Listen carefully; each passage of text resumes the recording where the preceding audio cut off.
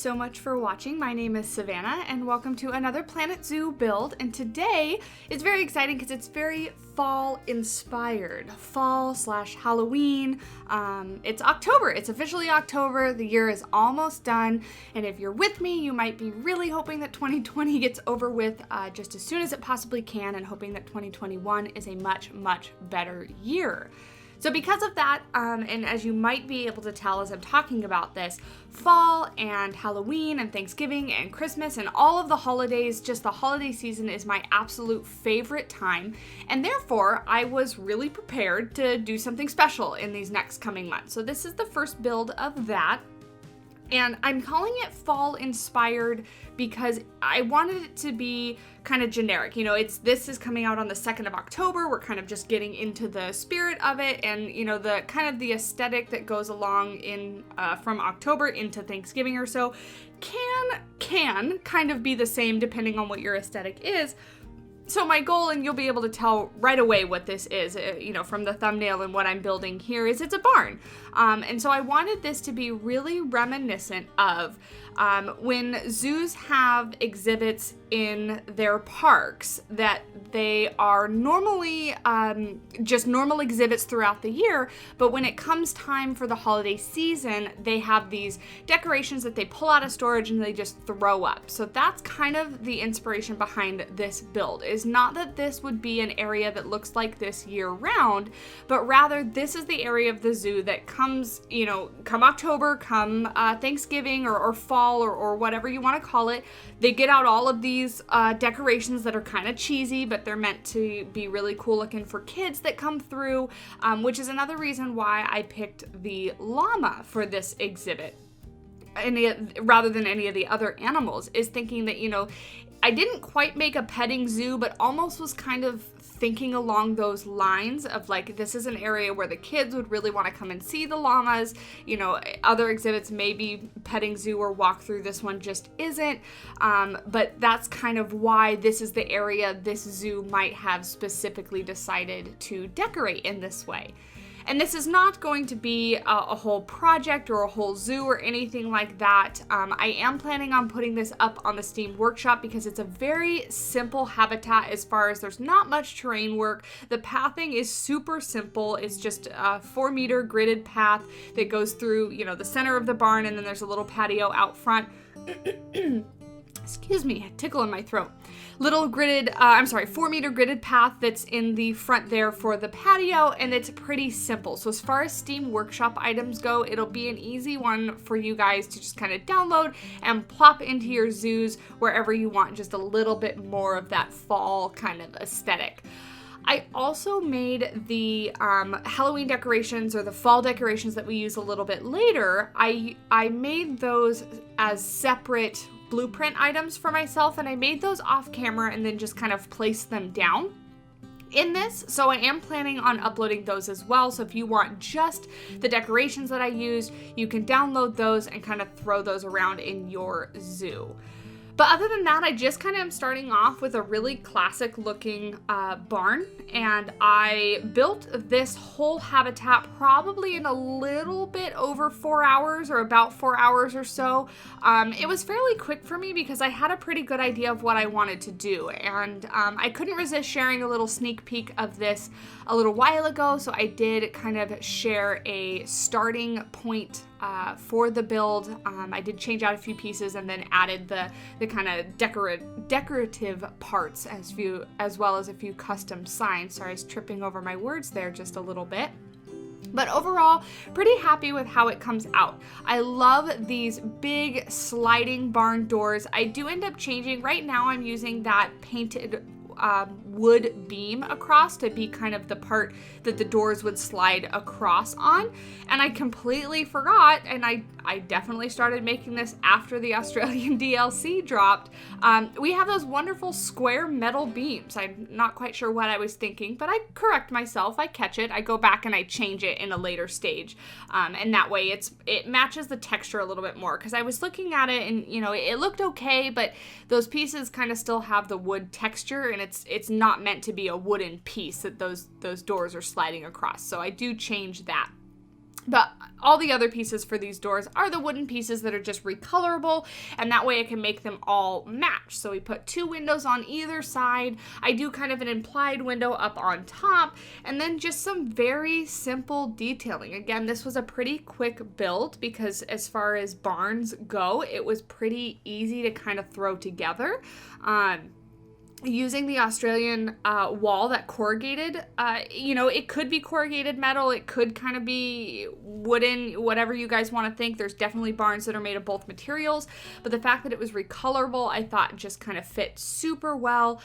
Adding that stone in the bottom and then trimming it with some more wood planks. You can see here I decided to actually make one of the windows open. I wanted it to be able, guests could see in, and inside there or where the animals are going to be. And I didn't quite make it as implied as I maybe should have, but the idea of this window here, the open one rather, is going into the animals' enclosure, and so, it'd be an area where maybe they would let you feed the llamas or something like that. I didn't really put a little feeding stand, but if you download this and want to use it, you can definitely add that as well.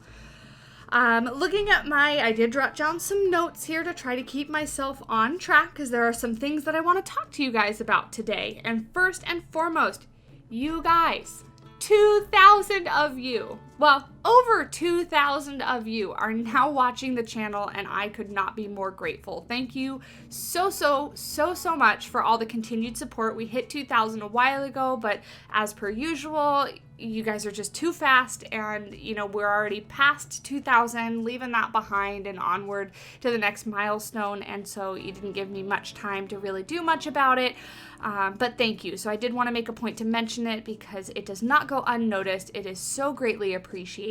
Thank you. In addition to that, I did finally bring the channel members to the channel as well. So you'll see there is a join button. There is absolutely zero obligation to click that little button there, just in case you want to support the channel a little bit more. Again, as I've mentioned in the past, I am very interested in continuing with what we're doing here, continuing to grow the community, and every little bit will go directly 100% back into making the channel as big, as good, as entertaining, whatever adjective you want to use, as best as humanly possible, or as good as I am possibly capable of making it. So that is what that will go towards. Thank you in advance if anybody does want to support. So that is just something new that came to the channel, and you might tell I'm a little awkward talking about it. I feel a little bit weird pointing it out, but just please know there is no obligation, and just being here is something that I am super grateful for. Next thing is, I do want to remind everybody we do have a Discord, so if you want to come over, chat with me, I did set that up just a little bit ago. We've got, a few members. I'm having such a good time talking with you guys and sharing pictures and inspiration and asking questions and all of the above. I also do want to take the opportunity to acknowledge the fact that I've been a little bit quiet on my social medias recently, and if you do follow me on socials or on Discord, you will know that it's because I adopted a new puppy. She doesn't have a name yet, and I'm gonna try to put a picture on the screen right now of just how cute she is so you can see her. She's a little husky puppy, and like I said, she doesn't have a name yet. She's about 4 months old, and we just rescued her about a week ago. So she, like in any good old puppy fashion, is taking up a lot of my time. She's a very, very well-behaved puppy. She's basically already potty trained, and she's doing really, really well, but she's still a puppy, so she's still time-consuming and taking up lots and lots of time. But we love her. We're very excited to have her. So if you do want to see more puppy pictures, one of my socials would be a good spot for that as well. Speaking of Discord, I did also ask you guys a while ago if you'd be interested in a community building contest. I got an overwhelming response for yes, you would be interested in that, so I am in the process of kind of trying to make that happen. I don't have too many details yet, but I will let you know it's going to be run through Discord, so if you would like to be a participant and take place in that, you will have to be a member of the Discord and get all the details, rules, and things like that over there. So in the process of making that happen. And then the very, very last thing, at least I'm sure I'll think of something else, as scatterbrained as I am. I'll continue to talk about one thing and then something else will pop into my mind. I'm looking at bringing some new games to the channel. My intention for Simply Savannah as a channel as a whole was never to focus just on one game. So it is going to happen slowly because, like you know, if you've been here for a while, I am a bit busy with everything going on and don't have time to do daily videos or twice daily videos or anything like that. But I am going to try to up the content just a little bit. Planet Zoo will never be leaving. I enjoy this game far, far too much. But I'm looking at bringing a couple other games to the channel, in addition to maybe a more Let's Play series with Planet Zoo, like a franchise mode series. So stay tuned for that and let me know down below if you have any suggestions of games or what you think about that plan. Again, this channel is 100% entirely revolved around what you guys want and what you guys want to see, because I make the content for you and not for me. So I would love to hear what you have to say. And that is it. That's all the announcement that I have to say. I really hope I'm not talking too fast. When I get excited about something, I do tend to talk very fast and get higher in volume. So I'm trying to, contain that just a little bit. I'm excited about the build. I'm excited about my puppy. I'm excited about all the changes to the channel and new games. And I'm just excited. I'm in a very good mood today. So hopefully that comes across, but in a comprehensible way where I'm not just jibber jabbering and you've lost me, or I've lost you rather. So I hope you're just as excited as I am. I'm going to talk just a little bit more about the build now, because I'm sure that is what 90% of you are here to see. So working on some planters here, you can see footage that just passed went back and forth on those lights. I actually forgot we had those string lights, and I had this vision in my head of like vineyard, that kind of sitting underneath an oak tree for shade, and I do end up putting an oak tree out there, but very kind of country-y style with the picnic benches, the umbrellas, the lights over the top of it. So I was pretty excited to remember that we have exactly the lights that I was looking for. And then just keeping the color aesthetic kind of all cohesive, very fall colors. Again, the umbrellas could be something that they change out, maybe most of the year they have a different color, but for fall they bring out this color. The planters, maybe again, they have different color flowers that are in there for different times of the year, not types of the year. Things like that. So I again am pretty happy with how the aesthetic came out. I end up adding a window up here like I mentioned before, and I went back and forth to try to see if there was something that I could quickly place down, but there was not, so I ended up making my own. This is the first time I've kind of touched the llamas, and I'm very proud of myself, I will say. I keep wanting to say alpacas instead of llamas, and that's simply because I do actually work with alpacas, and on a daily basis, I am correcting people, telling them the opposite. They're not llamas, they're alpacas. They're not llamas, they're alpacas. And then I come into this game, and then I have to remind myself, nope, they really are llamas, they're not alpacas. So I'm very proud of myself for not mixing that up so far. And watch, now that I said I'm proud of myself, I'm going to call them alpacas in the future.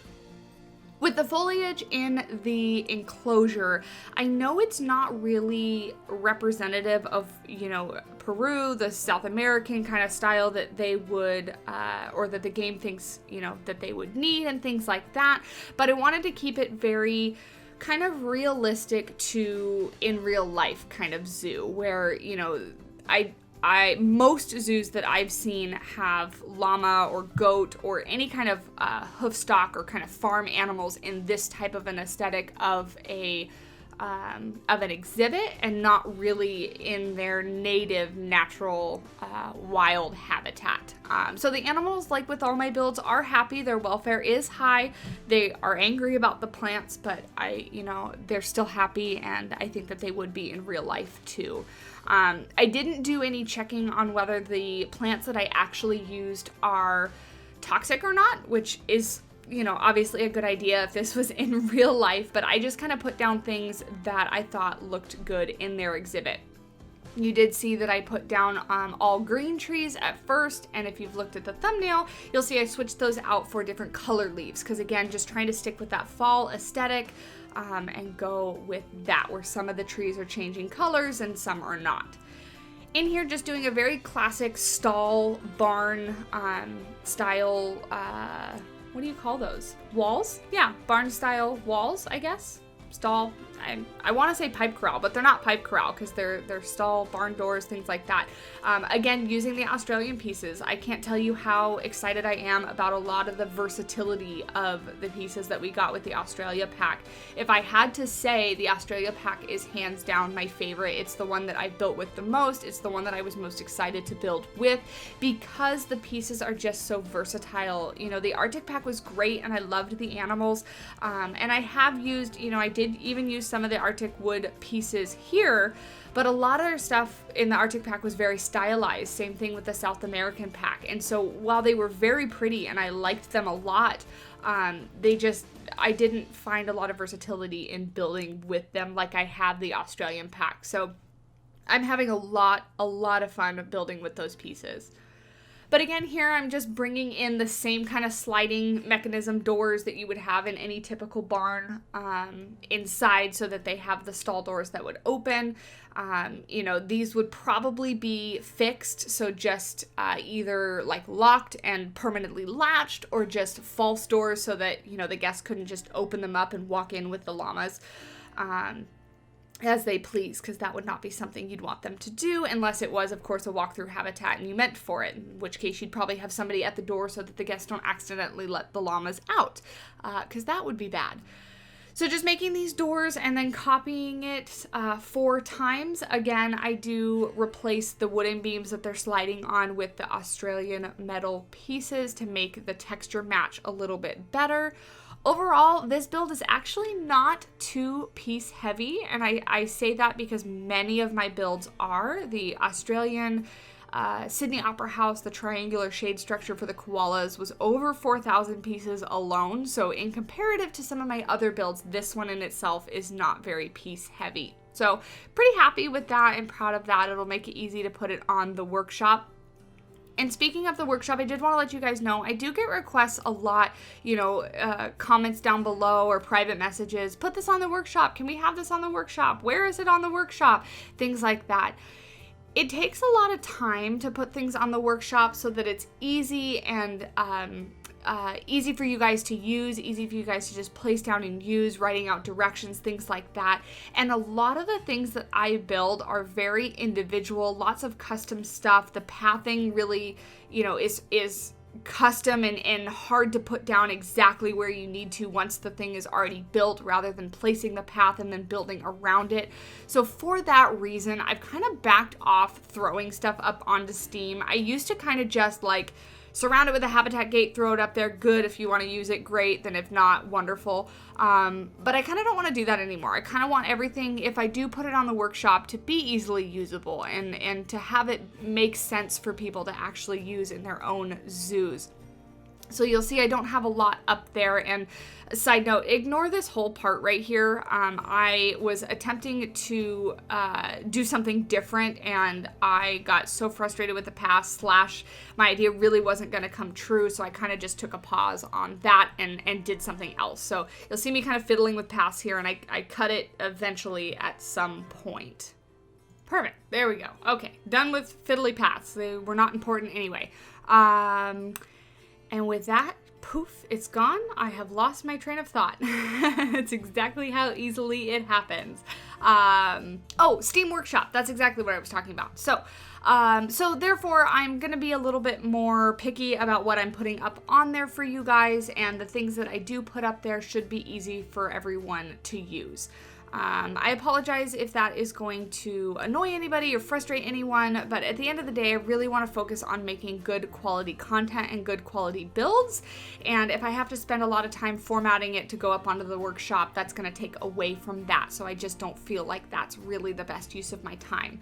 Now, what I will do is if zoos and projects are completed, you know, whenever I eventually do complete a project, because right now I have like 3 going on, I'll upload them as the zoo file, and that's likely what this one will be as well. It'll be the zoo file, and that way you guys can piece it out, you can click and drag and drop it or save it as a blueprint and put it in another park as you see fit. So you guys can do that if you want to, but that way it's out there for you guys to use.